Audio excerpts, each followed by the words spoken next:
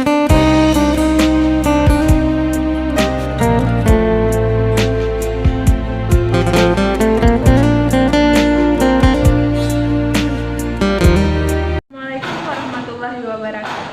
anak-anak Ibu, kembali lagi bersama Ibu kepada pembelajaran hari ini. Baiklah anak-anak Ibu, sekarang kita masuk ke pembelajaran hari ini yaitu tentang sistem indera manusia. Yang pertama, pengertian sistem indera. Sistem indera adalah salah satu bagian dari sistem koordinasi yang merupakan penerima rangsangan atau reseptor. Alat indera adalah reseptor yang peka terhadap rangsangan perubahan di sekitarnya.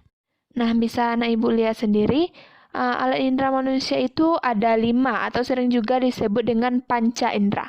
Seperti yang pertama, indera penglihatan, indera peraba, indera penciuman, indera perasa, dan indera pendengar. Yang pertama kita masuk kepada indera penglihatan. Ya, seperti yang kita ketahui, indera penglihatan itu adalah mata. Nah, mata ini berfungsi sebagai indera penglihatan. Reseptor mata adalah fovea contralis pada retina yang merupakan lapisan mata yang terdalam yang peka terhadap cahaya. Mekanisme melihat yang pertama yaitu dimulai dari cahaya. Kemudian cahaya tersebut masuk ke kornea mata, kemudian langsung masuk ke pupil, langsung masuk ke lensa, kemudian masuk ke retina, dan diserap oleh saraf optik, kemudian disampaikan ke otak. Yang kedua yaitu indera pendengaran. Indera pendengaran adalah telinga, yang mana telinga ini berfungsi sebagai indera pendengar dan pendeteksi keseimbangan. Reseptor telinga untuk mendengar adalah organ korti pada koklea, dan untuk keseimbangan adalah otolits. Mekanisme dari indera pendengaran yaitu suara, kemudian suara tersebut dibawa oleh angin, masuk ke telinga, kemudian masuk ke gendang telinga, masuk ke ujung saraf, dan disampaikan ke dalam otak. Yang ketiga yaitu indera penciuman. Indera penciuman adalah hidung, yang mana hidung berfungsi sebagai indera pembau atau penghiduan. Reseptor hidung adalah saraf olfaktori yang terletak pada langit-langit rongga hidung yang peka terhadap molekul bau. Mekanisme indera penciuman yang pertama itu bau masuk ke hidung bersama udara, kemudian bau tersebut diterima oleh sela-sela kemoreseptor di rongga hidung, kemudian reseptor mengirim impul ke saraf olfaktori untuk diinterpretasikan menjadi bau. Nah, tiap sel saraf olfaktori bertanggung jawab atas molekul bau yang berbeda, sehingga dapat mengenali beragam bau.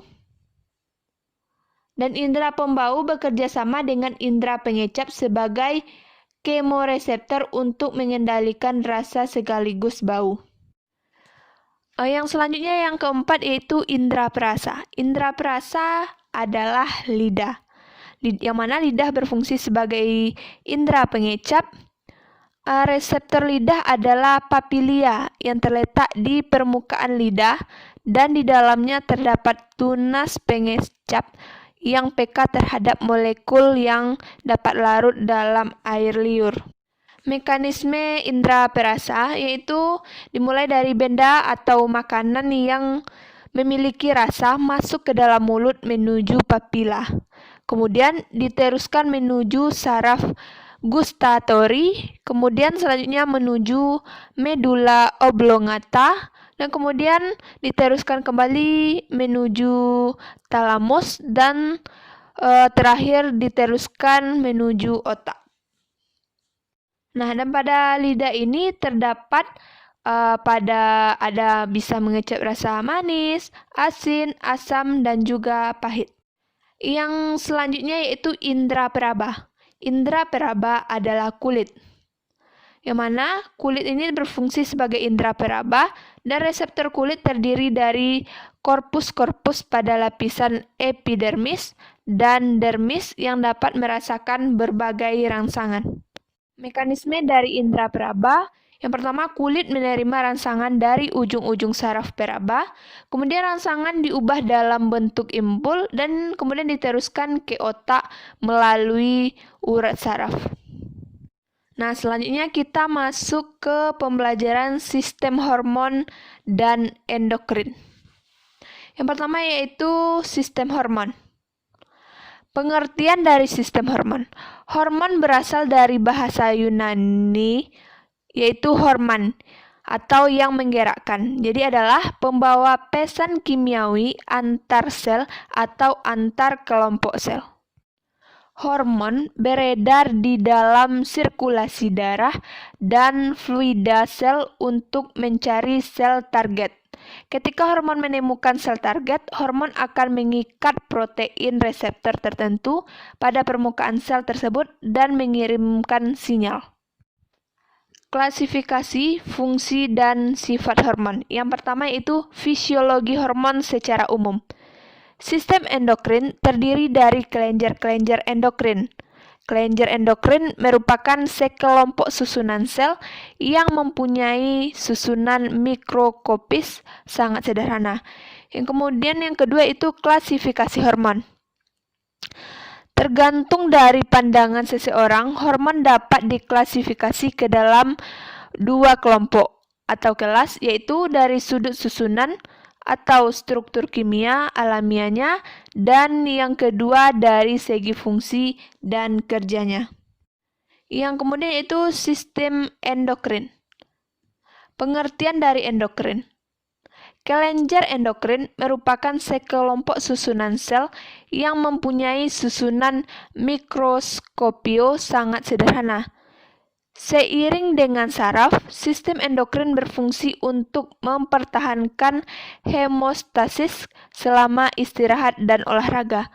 Saraf dan sistem endokrin juga bekerja sama untuk memulai dan mengendalikan gerakan, dan semua gerakan yang melibatkan proses fisiologis, di mana sistem saraf terlihat cepat menyampaikan pesan impuls saraf. Sistem endokrin memiliki respon lebih lambat, tapi lebih tahan lama dari impuls sistem saraf. Nah, sampai disinilah pembelajaran kita hari ini. Semoga anak ibu dapat memetik pembelajaran hari ini. Sampai di sini dulu pembelajaran kita hari ini. Assalamualaikum warahmatullahi wabarakatuh.